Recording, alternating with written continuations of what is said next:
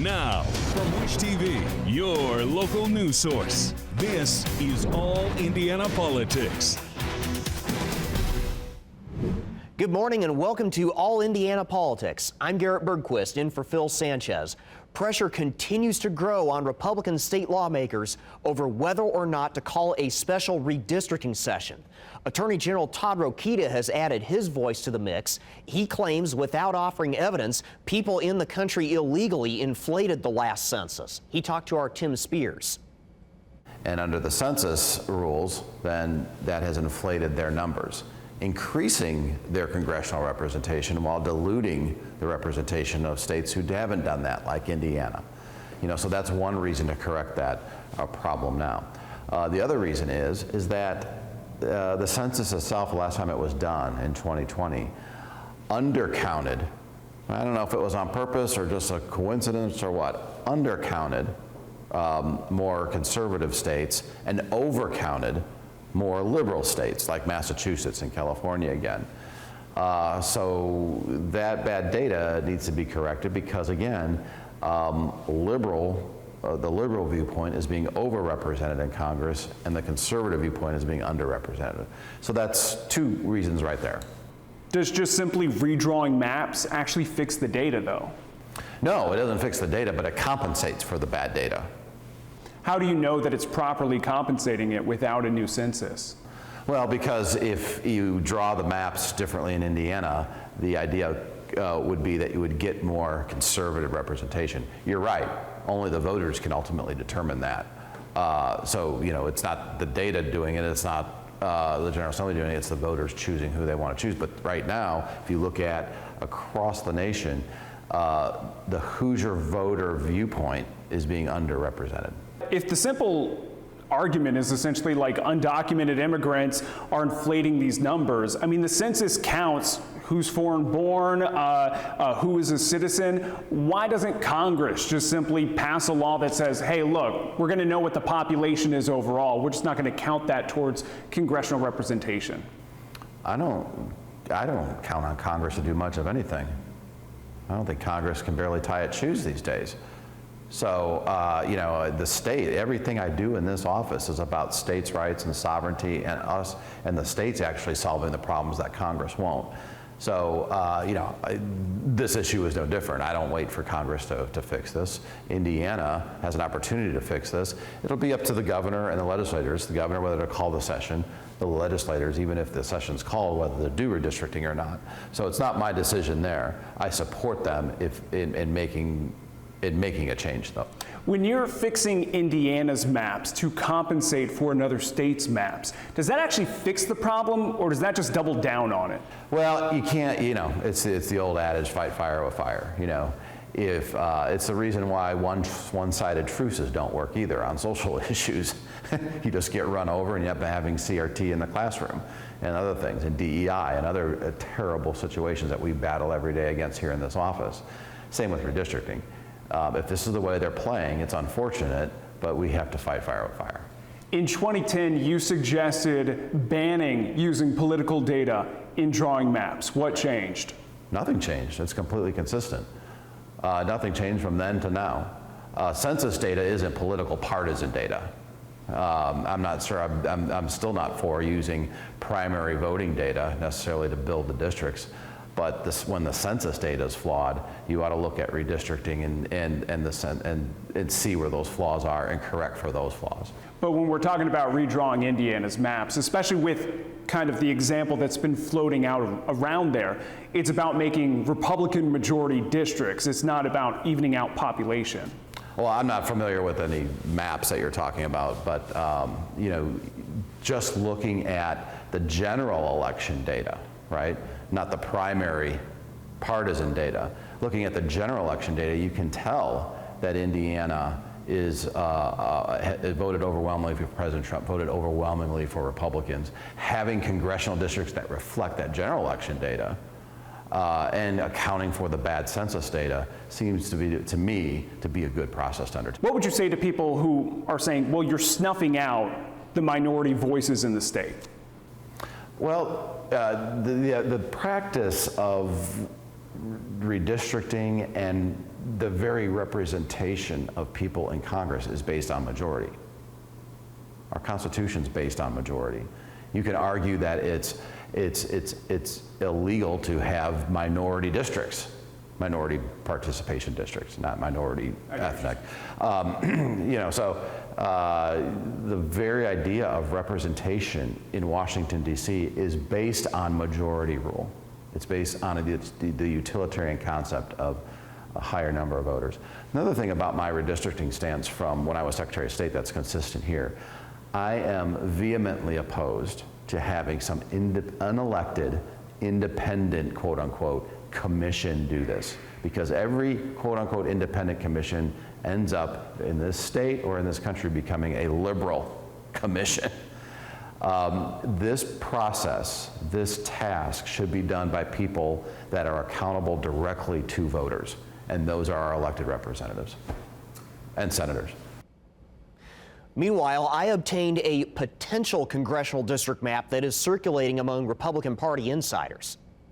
The map would split Marion County among 3 strongly Republican congressional districts. This would effectively force out Congressman Andre Carson. Fellow Democrat Frank Mervan would face a double-digit Republican margin as well. This leaked map, I am hearing, is only one possible map that could be looked to as a possible map that we'll be voting on. However, every single map, nobody knows, nobody's willing to take accountability of where it's coming from, and that's because it's coming from D.C. It's not coming from Hoosiers. The map has circulated online, though some State House Republicans say they have not seen it. Sources tell News 8 other versions draw the districts differently or leave one Democratic seat. Any discussions so far have been informal. First of all, we shouldn't even be having this conversation, discussing new maps, proposed maps, any new maps of any kind. We, as a legislature, took this up back in 2021. The maps were drawn. They were approved by the legislature, not by me, but they were approved by the majority of the legislature. And those are the maps that we should live on and work off of. Carson says this potential map shows just how much lawmakers would have to manipulate Indianapolis, our capital city, to rig the system. Breaking Indianapolis into 3 districts and splitting apart black neighborhoods is a clear violation of Hoosiers' voting rights. Every Hoosier of every party should be concerned about D.C. insiders silencing our voice. House Speaker Todd Huston's office turned down a request for comment. Senate President pro tempore Rod Bray's office said Bray had not seen the map until News 8 asked about it and did not have any further comment. Coming up, 3 central Indiana mayors explain how changes to Indiana's property tax law will affect their bottom line. Welcome back. Mayors across Indiana say they face tough choices as property tax cuts take hold. I looked into how this is changing the way your town spends your tax dollars. Mayor James Kaufman says the toughest part right now is knowing exactly how much less he'll have to work with. Anything that we don't cut now or minimize in spending than today's rule for 2026, it's going to hit us harder in 27 and 28. So we're trying to look at every budget, every department. Kaufman says his planners think Beech Grove will be short $500,000 in property tax revenue next year. That's out of a budget of roughly $19 to $20 million. Less on equipment, less on supplies, less on professional services, and those type of things. That's where you're going to see the biggest cuts for next year. We'll see less capital improvements, so we might not purchase as many vehicles as we've done in the past. The new property tax law allows anyone to claim a property tax credit of up to $300. Disabled veterans and low-income seniors can claim additional tax credits. It also phases out the standard homestead deduction by 2031 in favor of a 2/3 supplemental homestead deduction. Beginning in 2028, cities can levy their own local income tax rates up to 1.2%. Anderson's mayor says he likely will raise his city's rate to offset property tax losses. Mayor Thomas Broderick says Anderson has enough reserves to make up the difference next year, but that's not sustainable long term. Under normal circumstances, it'd be at 43 million. So if you were to lose $5+ million, that obviously is over 10% of our entire budget. So it could result in layoffs, if that were to take place. We don't want that to happen. That's why we're going to be very aggressive on making sure that we have all the funding necessary that we can keep the number of folks that we have working here. Republican mayors have similar concerns. Carmel Mayor Sue Finkham says her team is still reviewing their options. We expect to lose about $10 million from what we expected to receive this year. And our teams have been hard at work trying to find efficiencies and new ways of dealing with this new reality. This year, meaning 26 and 27, are the roughest years. Okay. In 28, supposedly, and it could change, we can levy a new income tax. However, in the meantime, we have to figure out how to do with all that we need to do with what we have. Kaufman tells me cities will have a much better idea how much money they'll have to work with in April. That's when the Department of Local Government Finance will release new revenue reports.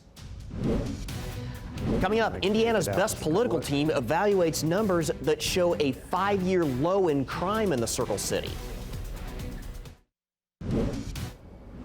Welcome back to All Indiana Politics as we welcome in two members of Indiana's best political team, Republican Tom John and Democrat Kip Tu. Gentlemen, welcome back to you both. Glad to be here. So let's begin with the redistricting fight. Tom, we saw that map in our last segment. Now, that's one hypothetical map from an outside source. If we have a redistricting session, how likely is it that Republicans try to break up Congressman Andre Carson's district as well as Congressman Frank Mervan's district in Northwest Indiana? I mean, obviously, there's going to be changes to districts if there's a redistricting session, right? Because that would be the point, is to see if you can make those two districts more competitive for 2026. That said, we know that map is not from Indiana. Everybody has said that came from somewhere else, somebody in D.C., an interloper. So it's hard to tell what it would be, what the impact would be on those districts. And frankly, we don't even know if there will be such a session yet. The governor has been clear that he's waiting to hear from the legislature on that. I think the legislature is being deliberative about it and trying to decide whether it's the right thing to do. Kip, how likely is it that we see a redistricting session? And if we call one, could that lead to more Democratic-run states calling their own retaliatory sessions like we saw in California? Well, to answer your first question, sorry, I don't know. If I were inside the head of the Speaker and the President Pro Tem, I think where they're leaning is they'd rather not do it. That's what I've heard to the grapevine, but they've not said one way or the other. I think that they'd rather not do it. The question, of course, is going to be whether they're forced to do it, and I understand. Also, it's this rumor mill that the Vice President said we got $30-some million we're going to put in primaries if you don't do it. And so there's a threat out there for them to do it. So I think if that stuff's true, I think they'll probably be forced to do it by their own members who don't want to have primaries. But look, we just redistricted several years ago, and it's supposed to only happen every 10 years. It's a clear violation of state constitution to redistrict our own maps. It's unclear. The state constitution is silent as to the federal maps, but I think that the argument can certainly be made that it's also unconstitutional to do the federal maps under our state constitution. So you'll see a lawsuit if they do it, and that'll delay it. So it's unfortunate that this is where we are, but Texas started it. And then California retaliated, and now the president wants to do more. I thought everything Todd Rokita said was a bunch of baloney. All right. Well, now let's go ahead and turn to some local issues. IMPD just released new year-to-date crime figures, and they showed all of the major crime categories were down significantly. They were at a 5-year low. We could be on track to see numbers that we saw back in the early 2010s. Now, Tom, I will return to you on this one. Nearly half of Americans in the most recent Gallup poll said that they believed that crime in their area had gotten worse over the past year, and so there's this perception of crime, and then there's what the numbers are telling us. So how should Indy residents reconcile those numbers, particularly those who are living in some of the harder hit parts of the city? Well, one of the things I want to say, credit to Chief Bailey for everything he's doing to try and protect our citizens in our city. But the reality is, right now, these numbers are reducing across the board throughout the United States. You look at our peer cities, they're all going down. In fact, we still actually, when you compare them on a per capita basis, we're still pretty high with regard to murder. We still have a lot of problems. Plus, the real issue here is how people feel about it when the citizens of Indianapolis go outside and they look at their streets, they look at the downtown with homelessness, they look at the lack of anything really happening in this city. You look at South Meridian, and it looks like Beirut. The city's got problems. And as long as you have a leader there who is more caught up in the stories about him and his lack of leadership in the administration and the various other misdeeds across the way, you're going to have problems, because people need leaders to look up to and leaders to actually bring their city forward. And they're not going to feel good about where Indianapolis is, wherever those numbers are, so long as you have a leader like Joe Hogsett. Kip, I'll let you respond to that as well. But to some of the points Tom raised, does the current city leadership still bear some responsibility for Indianapolis still being above the national average on homicide rates, for example? Well, we had a high place to come from, and we're coming down. The trend's in the right direction, and reversing it and completely and getting way down low is going to take more work. I think our leaders are concentrated on that quite a bit. They understand how important it is, and that's why it's coming down, because they're concentrating on it. And so, Tom never misses an opportunity to blast Joe Hogsett, and so I understand that's kind of what he's up to today. But the fact of the matter is the city's in better shape. But your TV station, and every TV station I've known since I've been growing up, is if it bleeds, it leads. So people get a distorted picture sometimes of what's actually going on out there, and crime is dropping in every category. That's a positive thing. It ought to be treated as a positive thing, and we ought to build off of it. There is bipartisan opposition on the City-County Council to a data center that's proposed for Franklin Township. At last check, 16 of the 25 members of the City-County Council had publicly stated that they oppose the project. Democrats also have some environmental concerns. Republicans are saying this is only going to bring about 50 jobs. It doesn't make sense for the tax breaks that are being offered. Kip, given that there's so much opposition on the council, where do you see this going? Well, if I do my numbers right, 16 is a majority, so it's not going anywhere. It's pretty simple, right? It's a question that is definitely worth public debate upon. 50 jobs is not an astronomical number. It uses a lot of water. It uses a lot of energy. It causes all of our electric bills to potentially go up, and so I think decision makers have to consider those carefully. And in some instances it makes sense for some places, and other places it doesn't make sense. We do need the data centers. All of us are now digital, or almost all of us are now digital, and all that data has to be stored somewhere, and so that's why you're seeing it. I just hope that our focus in the state isn't just on data centers, because they are not economic development engines in and of their own sitting here. Obviously, we all need them, and so they're good in the long run for everybody, but they don't really create economic activity themselves in a community. Tom, I've got about a minute and a half left. How do you see this? I'll let you respond to that, but also, how do you see this affecting the debate over data centers in other communities in the state? Well, as to other communities, I do think this is a local issue. And the reason it's a local issue and why some places you'll see people excited about a data center and other places you will see this sort of opposition comes down to leadership and transparency. So the problem with what's going on here is many of the members of the council said they were surprised to even know this was going on. They weren't briefed. Nobody has discussed what's the benefit to this. The fact that we're kind of looking around trying to decide. We're giving away tax benefits, so there's 90 property taxes, it's only 50 jobs. What's the mission? What's the story? It's the lack of leadership you get from the Hogsett administration that once again has led to this. Whereas other communities that might have more proactive leaders may say, here's the deal, having a data center will allow us to really expand these industries. They'll benefit from this connectivity to this asset.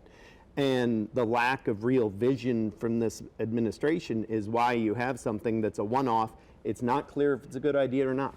I don't know. And certainly the council doesn't know.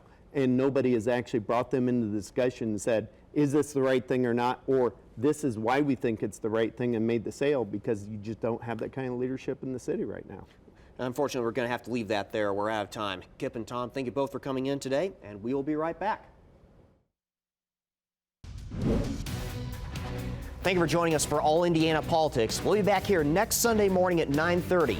And be sure to check out the All Indiana Politics podcast. You can find it online at wishtv.com. Have a great rest of your weekend.